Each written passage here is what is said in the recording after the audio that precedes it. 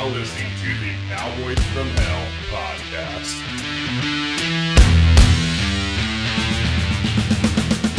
Yes. Ladies and gentlemen, welcome to the Cowboy from Hell podcast. I'm your host, Len Tusiasena. With me, as always, is my producer and friend, Jason Crane. Want a quick shout out. Thank you to Pam Going Ham, our girl Pamela. We had so much fun shooting that last episode, and everybody loved it. I'm sure you got some new fans, and I'm also sure a lot of guys were sliding into your DMs because you said how much you love to give morning head. All right, so we're going to start this episode off with, we're going to start all our episodes off with feedback from the last episode. I'm working on my transitions and working on making this a little more organized. But one of my friends said it's kind of fun how we jump around all the time, so we're not going to get too organized. As far as feedback goes from the last episode, a couple days ago, I was at my home beach hanging out on the sand, and I got into a little argument with one of my friends, and I spoke about her situation in an earlier episode, and she just said that she didn't feel like she was quoted accurately. So if I do quote any of my friends, I'm going to make sure that I quote you accurately, but as my producer reminded me yesterday, you know, a lot of people don't know who I'm talking about. So I hope if I'm telling a story about you or someone you know, one, it might not be who you're thinking about, and two, no one really gives a fuck. No one really cares that much. So try to keep that in mind. And you know, here at the Cowboy from Hell podcast, we try to keep it light and we try to keep it funny. So also remember that this is a comedy podcast. This is not a podcast about life coaching or advice or politics or religion or anything like that. So keep that in mind when you're listening and have a good time. We're just trying to have a good time. Me and Jason are always about having a good time, whether it's on the podcast or in our everyday lives. So please keep that in mind. And right along those same lines, another thing that happened, I posted online, I think it was on Facebook or maybe my Instagram story. There was a video going around about this doctor from Africa, and she was talking about how she had the cure for COVID-19, hydroxychloroquine, and all that stuff. And she was like, "I'm tired of this. We have a cure for COVID. I've treated 300 patients. I don't need a double-blind study. That we have to get back to work. Blah blah blah." Now again, I'm not political, and I'm sure as fuck not going to address whether or not COVID-19 is real, but when that lady posted that video, a lot of people from the more scared side of things said, "Don't listen to this doctor." I mean, it was a very polarizing video because, one, she's a doctor. Two, she's black. And so, in true Cowboy from Hell form, I posted the video of her and I said, the only reason that you guys aren't listening to this doctor is because she's black. And I thought it was fucking hilarious. It was just a joke. Obviously, you know, it has nothing to do with her being black, but because of the Black Lives Matter movement and because of COVID-19 and how polarizing everything is, it was hilarious. And I had a lot of people respond how funny that was. But a couple people reached out, and this girl specifically on Facebook said, "Not cool, bro. Not the right time for this joke." What the fuck does that even mean? Who are you to determine whether or not something is okay to be joked about? And then that's another issue that comes up all the time with my personality and with the way that we run this podcast. People want to tell me whether or not it's okay for me to make a joke about this or that. That's not the way that one, humor works, and that's not the way that the word appropriate is completely objective. Objective. It's your decision. You get to decide, oh, is this appropriate or is this not appropriate? That means that one person or someone gets to tell me what's funny and what's not at this time or that time. That's not the way it works. It's either all okay or none of it's okay. Either we can't joke about anything or we can joke about everything. So keep that in mind. The next time you get offended by something, remember there are things that you joke about that someone else could get offended by. And now if we all keep policing each other, we're not going to be able to have any fun and we're not going to be able to make any jokes. And so I just want to remind people that, you know, I'm done reminding people after this, but please, just because you think something's inappropriate doesn't mean that you are the authority. Some people like to joke about this and that. Some people like to joke about other things and blah, blah, blah. Anyways, after that girl messaged me that, I was just like, I'm not even going to police myself anymore. I'm going to have a good time. I'm going to make jokes about whatever the fuck I want to make jokes about. And if you don't like it, don't watch our podcast. Don't listen to it. But we're having a pretty damn good time, and all of our listeners are having a good time. So try to keep that in mind when you guys are listening to the Cowboy from Hell podcast. We're just here to have a good time. Also, my one of my friends, another one, she mentioned that, whenever I post or talk about girls, the first thing I care about is their physical attraction. Now, I can't wait. She's going to be on this podcast. I can't wait to have her on, and I'm going to really get into this when she gets here, because she's a very successful professional athlete, and I think that's where some of her views come from. She said all I ever hear you talk about is how hot a chick is, or how sexy she looks in a bikini, or this and that. And I said, oh, I didn't realize you were so in tune with people's spiritual sides. And then I look at her fiance and I laugh, because he's 6'6" with an 8-pack, and he's a beautiful man. And she's sitting here telling me how much she cares about someone's spirit and shit like that. Like, get out of here. You can't tell me that. If your boyfriend was, it's so funny. I almost said I was going to say like a dorky Asian guy, because we've been talking about dorky white guys. But if you were dating a guy that wasn't so attractive, I would have a much easier time listening to your critique of me. But when I look at you, I see you're dating an ex-professional athlete. You've dated like the guys you've dated were athletes. You've only dated these big masculine guys. You can't sit here and tell me that we don't all, so many of us, it starts with that attraction. It starts with that, sexualizing each other in the simplest way to put it is we really do sexualize each other. And when you're on the single scene, or you're out and about and you meet someone and you're drinking at a bar, like the first thing you're going to notice is the level of physical attraction you have to that person, whether you're a guy or a girl. Then we'll get to tell me about yourself. But to go around and, again, police people about, oh, you're too shallow, or you're looking too much on the beauty of side of things, that's all fine and well. Maybe you're right. Maybe I am shallow. But I'll tell you right now, there's so many hot chicks out there that if I start off sexualizing you, if I start off looking at you as a piece of meat, if we're still together, if we're still seeing each other 6 months down the road, it's no longer about physical shit. That physical stuff wears out. Every hot chick you see that's unbelievably gorgeous, there's some dude that's tired of having sex with her. There's some dude that is gonna, risk it all for a girl who's 3 or 5 points below her, because that physical attraction wears off. So forgive me for being so physically oriented in the beginning, but remember, after those first 6 months, when you're seeing someone, it's no longer about the attraction. Unless they're super, super hot. Anyway. Agreed.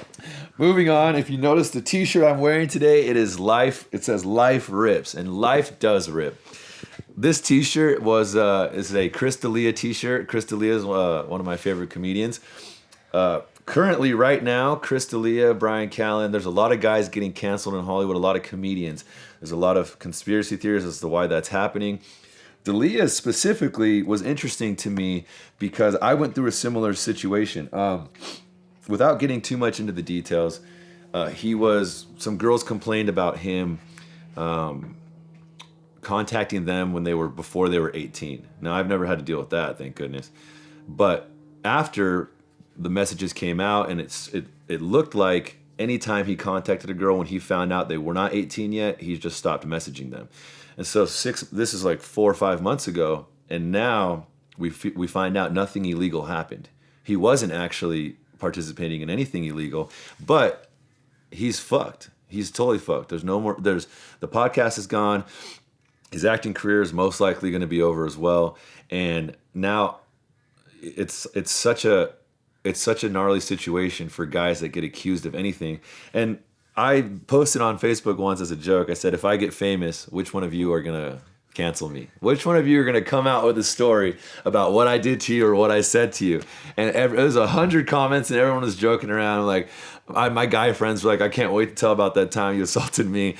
And, it got a little bit out of hand because, it's not funny that, sexual assault's not funny. But there are so many things happening right now, and there's so many times we see guys in prison for a crime they were accused of, and 10 years later, their accuser says, I made that up, after they've been in jail for 10 years. And so the cities or the counties that convicted them have to do these huge payouts to kind of say sorry about taking away the 10 years of your life. And so I wanted to tell a story of something that happened to me once in college in Utah. We're at like a dorm party, and my friend says, "Hey, this girl wants me to come down to her room to get more beer, and she wants you to come with us to try to get her friend to come up to the party." So we go down to their dorm room, and it's just me, him, and her, and the other girl, the roommate. And so we get to their apartment, and his girl and him, they go to their room, and me and the roommate start hanging out in the living room. We're having a couple drinks. We go to her room and start making out and hooking up. We get down, we're butt naked, and we're sitting there, and we're about to have sex, and she goes, "No, stop." And I say, "Oh, okay." And my thing, ever since when I first started being sexually active, I don't know what it is, but I need someone to like want to be with me. I really need someone that's like into it. And if someone like is like, I don't know, if I feel like I'm like begging for your physical touch, I'm out. I can't handle that. I can't get hard if that happens. I'm like, you're not a simp. I'm not a simp, dude. I want someone to want me. And so I got to the point where, especially in my earlier college years, if a girl was like, "No, I don't know, I don't really want to," it protected me from anything like that, because I just be like, "Oh, I'm out." And it's kind of ironic, because usually when you do that, the girl's like, okay, fine. So in this moment, the girl did say that, and I said, "No, okay, don't worry about it." And she's like, no, come back. We can do other stuff. And so, long story short, I remember like jacking off, and she's like, "Dude, what are you doing?" And then after I finished, she's like, "Is that it? Are you serious? You're gonna leave now?" And I'm like, "What did you want me to do? Like, you didn't want to have sex. You want to do other stuff, whatever the hell that means. We're already riled up. We're already naked. Like, let's just go back to the party and have fun." And she's like, "Wow, I can't believe you're so selfish." And so I leave, and she's like, "Wait, don't go." She's like, "I'm gonna go with you to the party." So I'm like, "Okay, sure." So we go to the party and we hang out, and then after, she's like, "Give me your number. I want to hang out again." I was bugged by this girl, and I just really wasn't that into her. So I ended up giving her my friend Ryan's number, and solid move. It was the only number I'd memorized, because he just gotten a new number. And so I gave her the number. Holy shit, I can remember the number right now. 310-987-3779, I think is what it was. We will not be beeping that out. Yeah, leave that up, because I'm pretty sure it's wrong. So after I gave it to her, she gives me a kiss goodbye, and I'm a nice guy. I'm not the nicest guy, but I'm not going to be like, "Oh, get the fuck away from me." So I get in the car and leave, and I just forget about it, and I go back to LA because I was in Utah for school, and I ended up getting a girl pregnant in college, and I had to have a quick wedding in like 3-4 months. So that happened after that. Fast forward 6 months later, I go to another party in Utah, and I have my wedding ring on, and the girl sees me at the party. She goes up to one of her guy friends and goes, "Hey, that guy was really rough with me and really pushy with me." And I'm like, I didn't know this. He comes up to me in the kitchen in the middle of this party, and he starts yelling at me. He's like, "Dude, my friend said you were really pushy with her and really mean to her, or what was the word? Aggressive with her." And I was like, "Okay." I was like, "There's no way this is true. Who's your friend?" I was like, "Let's talk about it." And so the girl comes around the corner, and I recognize who it is, and I'm like, "Dude, you're sitting here, Mr. Prince Charming, trying to save her. You want to know what really happened?" Well, the truth is, I didn't want to hang out with her anymore. I gave her the wrong number, and she started texting my friend, and he was fucking with her, and she's mad about that. So she storms out. She's mad. He's mad. And I'm like, "Dude, we have the text messages on the phone. You can sit here, and you could call." But I think she was upset, and I don't know whether or not she had a right to be upset, but you can't just throw around the words aggressive, pushy. Dude, it's like you could ruin a dude's reputation. So if you're gonna come out and say anything, you gotta be 100% sure. And one of my friends said, "Man, he said, if you accuse someone of rape and you're lying, and you come out later and admit that you were lying, you should be raped." No, I'm just kidding. That's a joke. And this subject's gnarly to talk about. Luckily for me, none of my two little sisters, when they were in college, I remember one guy was really mean to my sister, she's 30 now. She's like 3 or 4 years younger than me. Some guy was mean to her and like called her a slut or something. And just that. Oh shit! It's my turn. It's not me for once. And it's my stupid ass sister too, the one I'm talking about. God damn it! Bring her on the podcast. No. Okay. Definitely not. That's great. Long story short, this guy was mean to my sister, and just him I mean, I drove over to where he was at. I got out of the car. We started yelling at each other. I punch him in the face. He goes down. I jump on top of him and hit him again. And the next thing you know, I'm arrested. I'm in the police holding cell at the college. And that was enough. I didn't, excuse me, I didn't even take the time to investigate further. I just heard my sister say, this guy called me a slut. Fast forward, my sister lied about the guy. What the fuck? Like, I shouldn't have hit that guy. So, my man, Rich, I'm sorry about hitting you. Call her back right now and tell her this.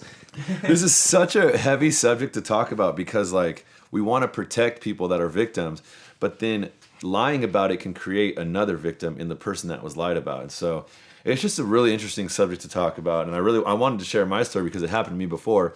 You know, if our podcast does take off and we somehow gain a lot of followers and fans, I'm sure someone else is going to come out about something, but I'm excited to hear what comes out. I feel like I'm good too. Yeah, but you never know, my man. So 2020, they call it cancel culture. That's all I have to say about that.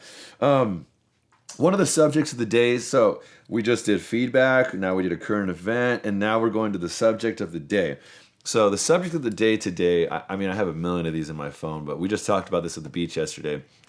It was, if a girl cheats on you, do you get mad at the girl or do you get mad at the guy if the guy's your friend? So, yeah, I can't, that's a good question, right? So I can't even begin to say enough about the cringiest thing on YouTube, at least for me. There's a lot of cringy things out there, but the most cringe thing on YouTube are these videos of dudes that catch their chicks cheating. And they set up these elaborate schemes, right? Like the girl will come home from work and the guy has a box like with rose petals set up and it opens and it's like an eviction notice. And he's like, that's what you get. Oh, and then he puts the phone on and he's like, oh, dude, how's that? It's seen those, so right? Gnarly. I'd seen one, there was a paternity test when, like, after he'd been raising this kid for like 3 years. Oh, I know what you're talking about. Yeah, and then like he makes her unwrap all these gifts, and she's like, "What's this?" Not my kid. Yeah. Get your shit out. Get your shit out. But my favorite one is it was this. He does the whole reveal, and she walks out the door. She's like, "Okay, I'm out," and he follows her out the door down the street. And while she's leaving, he's got the phone on her, and he's like, excuse me, I was going to take care of your kid. I would have given you everything."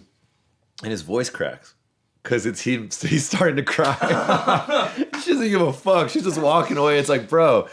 And so I was watching these videos. I was deep in YouTube watching these. They're really hard to watch, but they're really satisfying too. And I brought the subject up to my friends. I will admit, when I was 19 years old, my friend broke up with a girl. We were all friends, and I did hook up with her one stupid night. And we agreed to never talk about it again.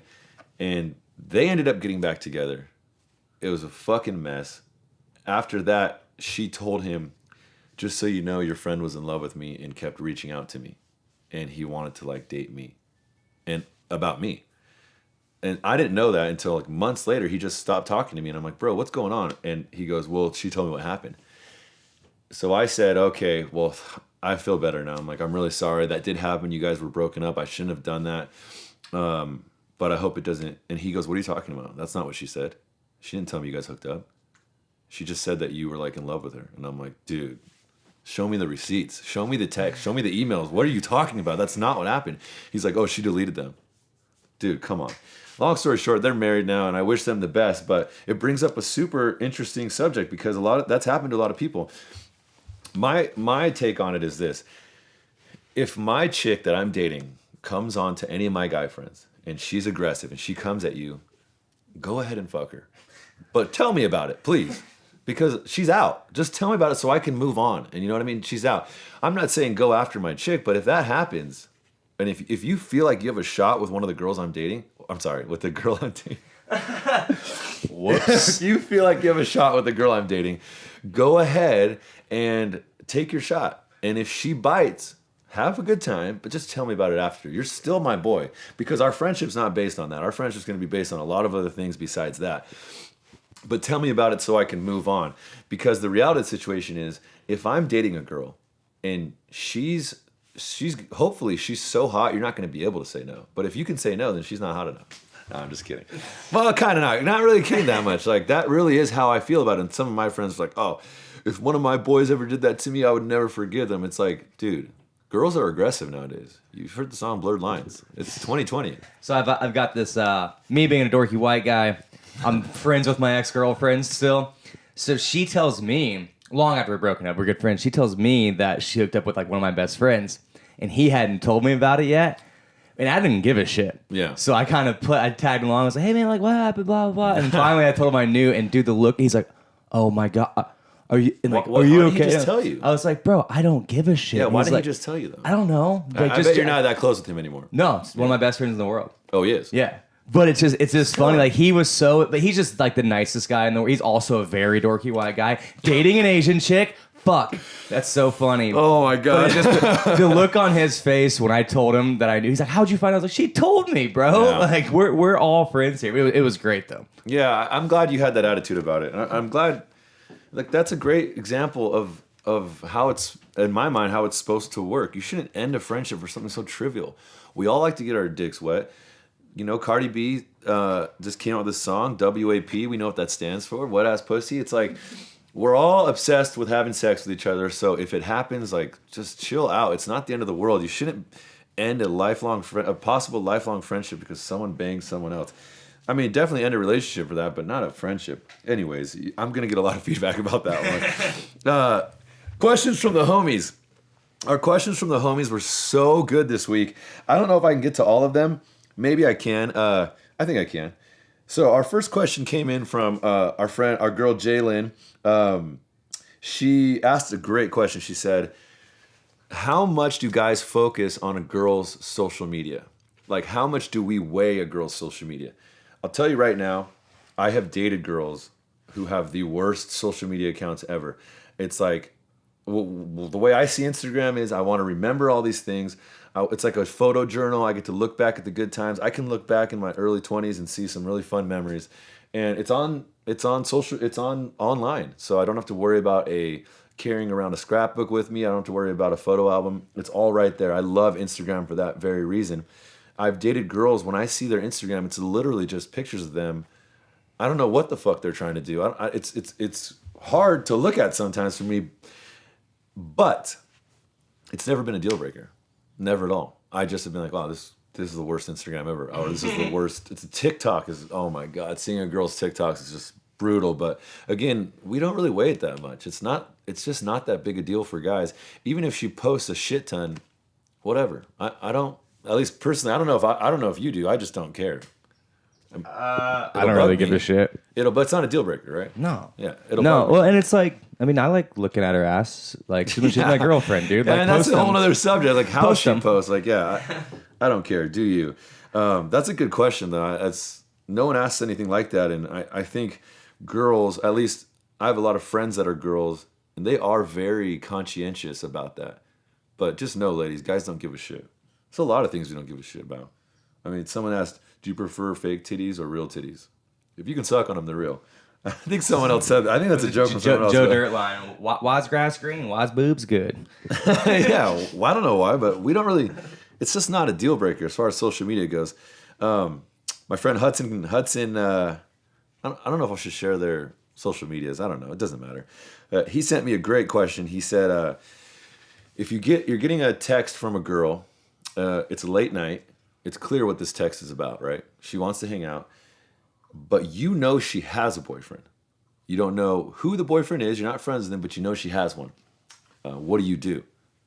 Now, I think it depends on how something. I want to hear what you do. Has something shitty happened to you? Because I can tell you from experience, when something shitty happened to me, I had no problem being a piece of shit. Yeah, it's the saying is hurt people hurt people. Yeah, 100%. But yeah, I mean, I'd like to think that I would say no, I haven't. That's before. a great no. That's a great no. I don't feel the same. I mean, the hurt people thing makes sense, but as far as this subject goes, excuse me, I've done a lot of things. You know, I've cheated, I've lied, I've gotten caught, but I have never willingly hooked up with a girl knowing she has a boyfriend.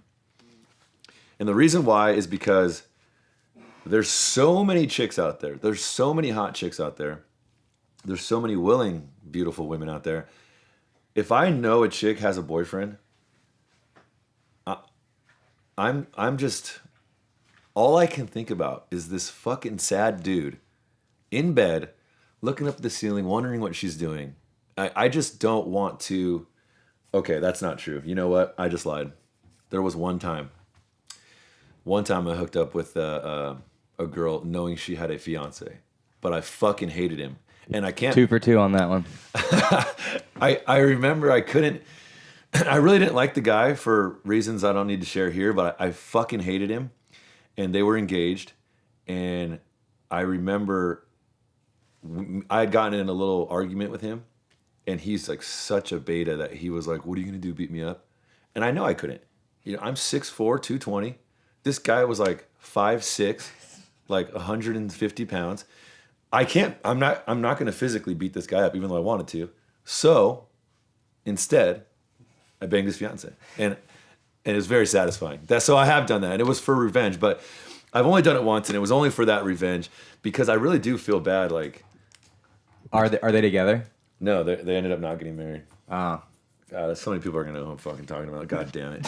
All right, so yeah, I probably wouldn't, because if you're scrolling through your phone, it's like, okay, well, these 2 or 3 girls want to hang out tonight. One of them has a boyfriend. Like, okay, just X that one off the list. It's not that. And everyone's like, "You're such a hypocrite. You've cheated on girlfriends, but you won't do that." Like, yeah, that's me. So fuck off. All right. So my last guy code. Our last, God, I hate girl and guy code. I hate that shit. Our last subject, our last question from the homie was my boy Chase at Chaser Shots on Instagram, from all the way from the island of Hawaii. He asked me, or he has a very interesting situation. He's been talking to a girl, and it started before quarantine. But how many of you, throughout the COVID-19 and Black Lives Matter, how many of you have learned about people you already knew and loved, how their politics are now? I feel like we've all discovered each other's politics in the last 6 months, which is so fucking irritating. I hate how political everything is now, but we have learned a lot about each other. And so he's talking to this girl, and when COVID hits, and they're hitting it off, and now he knows about her politics, and they're very polar opposites. He leans way more to the right. She leans way more to the left. And he asked me, he's like, "Dude, what should I do?" Like, I already know if we go to dinner, it's going to blow up if it goes there, right? This is my thing. I think knowing is awesome, but I wouldn't exit out, because again, the girl I'm seeing right now is so fucking Christian. It's crazy that she's dating me, that she's seeing me at all. I can't believe, because dude, she's like a little farm town girl who's like obsessed with Jesus, and she's dating me. We're the Cowboy from Hell podcast. I've had Cowboy from Hell in my bio since the first day I had Instagram. I was born and raised very religious, and then when I got to my teenage years, I started seeing like, okay, wait, everyone has their own religion, and we'll probably cover that in another episode. But I'm not anti-religion. I'm just not religious at all. I don't know if there's a God. I don't really think there is. I doubt that Jesus existed. I see a lot of suffering all over this world. And if you tell me there's some God up there that's taking care of us and answering prayers, he's ignoring a lot of people. So the fact that I make it work with someone, or making it work with someone, I think you can too. But just that you know means that you can either steer away from those things, or it'll be fun. That sounds like a fun date to go on with someone that opposite. I'd rather go on a date with someone like that. I hate when a girl agrees with every little tiny thing I says, laughs at every single one of my jokes. I love when I find a little bit of conflict, and maybe that's why I started dating the girl. And if you can, I mean, politics are mega hard to talk about with anybody, usually always. But if you can go have dinner and talk and like troll each other a little bit, and you get through it, then you're gonna be fine. Or like, you're gonna have even better than fine. Yeah, I mean, that might even be the best ever. And it's if you can get through that, then you guys are gonna get through a bunch of other shit. Obviously, it's like a first date, but yeah, that's a hard subject to get through. I mean, I try to just avoid it. I don't have the mental energy to talk about it. Do it though. Yeah, go on the date. Yeah, go on the date. Talk about it, bro. I don't see anything problem with that. And I have friends who let us know how it goes, dude. No, really, let us know how it goes. I think that'd be so much fun. And one of two things is going to happen. You're either going to have a great time and you're going to have this new chick that you can have great conversations with, or you're going to have a great story for us to tell about how she threw wine in your face and got up and left the restaurant. Outdoor dining, obviously. All right. Thank you guys so much for watching episode 6. Thank you to all our friends and family that support us. Thank you to everyone that gives us good feedback. I want to shout out the McKibben brothers, my boy Riley McKibben. He used the word that no one's used yet that just warmed my heart. I asked him if you listened to any of the episodes, and he said, I binged them. Ooh, in a car, right? Yeah, in the car. That's the best way to do it. Thank you, brother. Thank you guys all for your support. Keep following us on at Cowboy from Hell Podcast on Instagram. Listen to us on YouTube and Spotify. And thank you so much. Cowboy from Hell Podcast. All right. Perfect. Ooh, feel good? Yes. Good. Dude, that was good. I don't even smoke a cigarette now. I bet Actually, you do. I do. Stop. That was a good episode, man.